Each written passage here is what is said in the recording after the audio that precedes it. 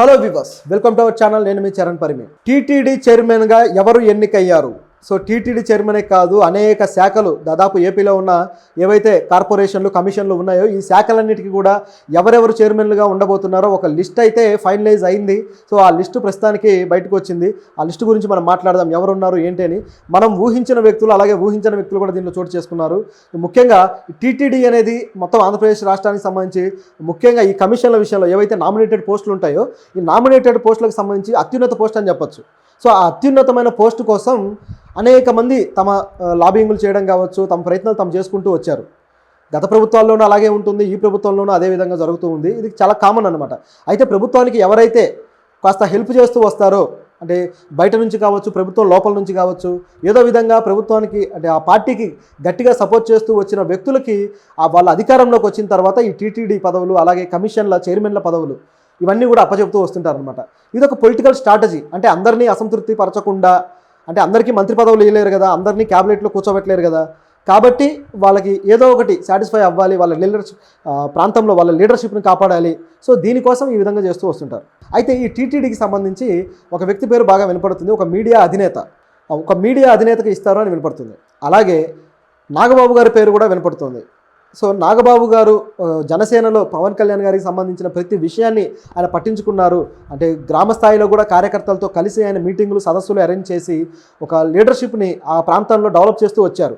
ఎందుకంటే గ్రామాల్లో పార్టీ బలంగా ఉంటేనే అన్ని ప్రాంతాల్లో బలంగా ఉన్నట్టు, ఆ పార్టీకి అంటూ నిజంగానే వేళ్ళు బలంగా ఉన్నట్టు. అంటే ఒక చెట్టు, పార్టీ అనే ఒక చెట్టు బలంగా ఉండాలంటే గ్రామ స్థాయిలో దాని వేర్లు బలంగా ఉండాలి.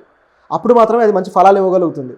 సో అటువంటి ఫలాలు ఇప్పుడు అందుకున్నారనమాట. అయితే దీనికి ఇప్పుడు నాగబాబు గారి కృషి, ఏ వివాదం వచ్చినా ఆయన ముందుండి నడిపించడము, ఆయన ముందుండి సాల్వ్ చేయడము, ఇలాంటివన్నీ చేస్తూ వచ్చారు. ప్రతి నాయకుడికి రైట్ అండ్ లెఫ్ట్ పర్సన్స్ ఉంటూనే ఉంటారు, అంటే కుడి భుజం ఎడమ భుజం లాగా.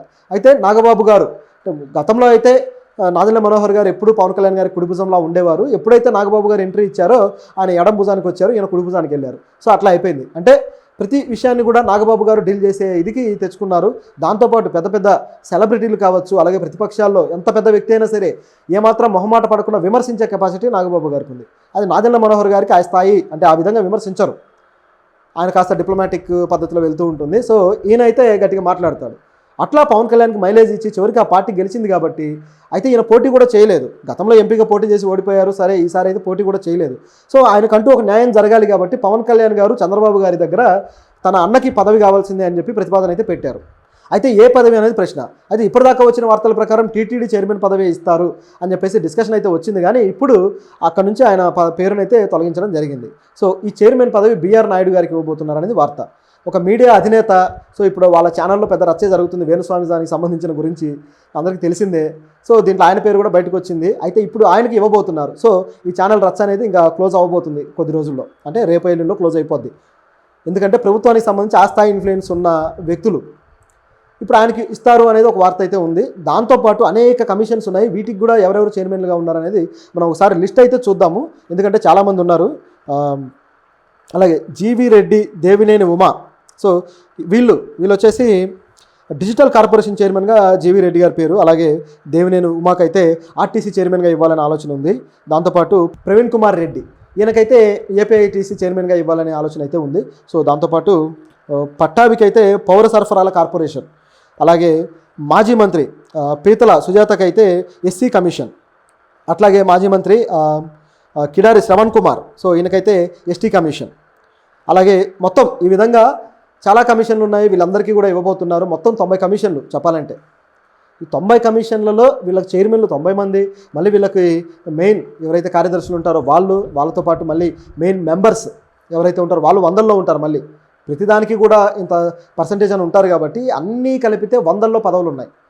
ఈ 100లో పదవులన్నీ కూడా ఎవరికి పనికొస్తాయి అంటే ఇప్పుడు జిల్లా స్థాయిలో, అలాగే నియోజకవర్గం స్థాయిలో సెకండరీ గ్రేడ్ లీడర్స్ ఎవరైతే ఉన్నారో వీళ్ళందరూ ఇప్పుడు ఆ పదవుల్లోకి వెళ్ళబోతున్నారు. అంటే ఫస్ట్ గ్రేడ్ లీడర్స్ కాకుండా సెకండ్ గ్రేడ్లో అనమాట. ఆ విధంగా వీళ్ళకు ఒక పునరావాసంగా, వాళ్ళకు ఒక ఉపాధి మార్గంలాగా దీన్ని చూపించబోతున్నారు. వాళ్ళకు ఒక స్టేచర్ ఇస్తుంది అది. అయితే దీనికి కూడా దాదాపు 22,000 మంది అప్లై చేసుకున్నారనే వార్త అయితే ఉంది. 22,000 మందిలో అంటే మళ్ళీ దాంట్లో నుంచి ఏరాలన్నమాట, ఎవరికి ఇవ్వాలి, ఎవరిని సంతృప్తిపరచాలి అన్నట్టుగా. సో ఇది చాలా పెద్ద విషయమే, పెద్ద కసరత్తు అయితే చంద్రబాబు గారు చేస్తున్నారు.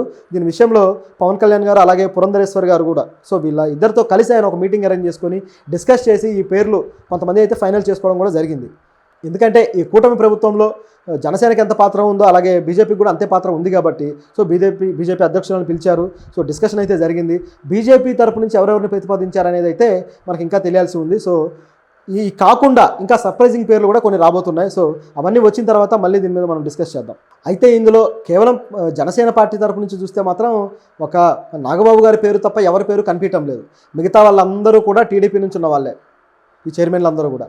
సో ఈ చైర్మన్లందరినీ గమనించి చూస్తే మరి టీడీపీకి అత్యధిక ప్రయారిటీ వెళ్ళిపోతుందా, ఈ జనసేన మరి వదిలేసుకుందా, లేకపోతే కాంప్రమైజ్ అయ్యిందా, ఏం జరిగింది, లేకపోతే జనసేనని కంట్రోల్ చేశారా అనే ప్రశ్న అయితే ఇక్కడ వస్తుంది. ఈ నాగబాబు గారి పేరు కూడా ఇప్పుడు వీళ్ళు ఇచ్చిన లిస్టులో అయితే లేదు, కానీ ఖచ్చితంగా ఏదో ఒక పదవి ఉంటుంది, అదొక సర్ప్రైజ్గా వస్తుంది అనేది అయితే మనకు కనిపిస్తూ ఉంది ఈ సినారియో అంతా చూస్తుంటే. లిస్టులో అయితే ఎందుకు ఇవ్వలేదు అనేది మరి తెలీదు, కానీ ఒక ఇంటర్నల్గా అయితే జరుగుతూ ఉంది. సరే, ఇది ఇలా ఉంటే ఎందుకని కేవలం టీడీపీ వాళ్ళు మాత్రమే ఉన్నారు అనేది ఒక ప్రశ్న. సో దీంట్లో పవన్ కళ్యాణ్ గారే కొద్దిగా తగ్గారనుకోవాలి.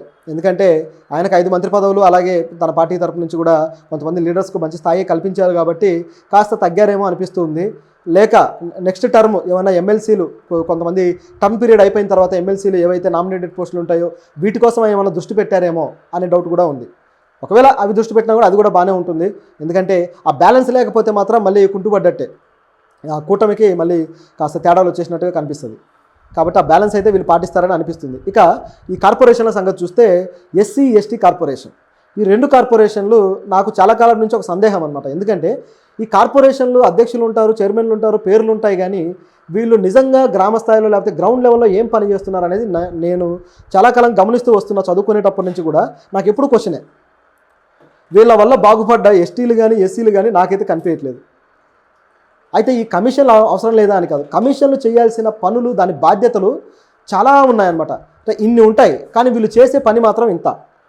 సో అందువల్ల ఈ ఏవైతే దళిత వర్గాలు ఉన్నాయో లేకపోతే ఎస్టీ వర్గాలు ఉన్నాయో వీళ్ళకి సరైన ముఖ్యంగా వాళ్ళకి సొంతంగా ఉపాధి అవకాశాలు క్రియేట్ చేయడానికి ఏమాత్రం అవకాశాలు కల్పించకుండా కుంటుపడేలా చేస్తుంది ఈ కమిషన్లు. ఈ కమిషన్లే ఈ బ్యాక్లాగ్ ఏవైతే లోన్స్ ఉంటాయో వీటిని శాంక్షన్ చేయాల్సింది వీళ్ళే కుటీర పరిశ్రమలు ఉపాధి అవకాశాలు కల్పించాల్సింది వీళ్ళే. అలాగే వీళ్ళు దళిత విద్యార్థులకి ఏవైతే కోచింగ్ సెంటర్స్ ఉంటాయో లేకపోతే ఏవైతే గ్రూప్స్ కావచ్చు ఇలాంటి వాటికి వాళ్ళని మోటివేట్ చేసి ముందుకు తీసుకెళ్లాల్సింది వీళ్ళే. అలాగే దళిత విద్యార్థులకు సంబంధించిన మౌలిక సదుపాయాలు ముఖ్యంగా అలాంటివన్నీ కూడా చూడాల్సింది వీళ్ళే. కానీ గమనించి చూస్తే ఎక్కడ కూడా దీనికి సంబంధించిన యాక్టివిటీస్ కనపడ్డట్టు నాకైతే చూడలేదు. ఇక గత ప్రభుత్వంలో అయితే ఇంకా మరీ నాసిరకం, అసలు ఈ చైర్మన్లు ఎవరైతే ఉన్నారో కమిషన్ల చైర్మన్లు దిష్టి బొమ్మల్లాగా అక్కడ ఉన్నారు. ఇప్పుడైనా కనీసం వాళ్ళు పని చేస్తారేమో చూడాలి. వాళ్ళు ఒకవేళ నిజంగా పని చేయగలిగితే కొంతలో కొంత మార్పు అయితే వస్తుంది. ఎందుకంటే ప్రతిసారి రిజర్వేషన్లని లేకపోతే వర్గీకరణని దాంట్లోనే దళితులందరూ ఏదో ఉద్యోగాలు సంపాదించేస్తున్నారు అన్నట్టు కలరింగ్ ఇస్తారు, కానీ అక్కడ కూడా కేవలం 10-20% ఉద్యోగాలే ఉంటాయి. మిగతా 80% మంది ఎటువంటి ఉపాధి అవకాశాలు లేక అనేక రకాల ఇబ్బందులు ఎదుర్కొంటూనే ఉంటారు. సో వీళ్ళు చర్యలు తీసుకుంటే ఖచ్చితంగా వాళ్ళకి ఒక సరైన ఒక స్వావలంబన లేకపోతే స్వయం ఉపాధి అనేది ఏర్పాటు చేయడం పెద్ద కష్టమేం కాదు. మరి వాళ్ళు చేయాల్సిన బాధ్యత అయితే వాళ్ళలో ఉంది.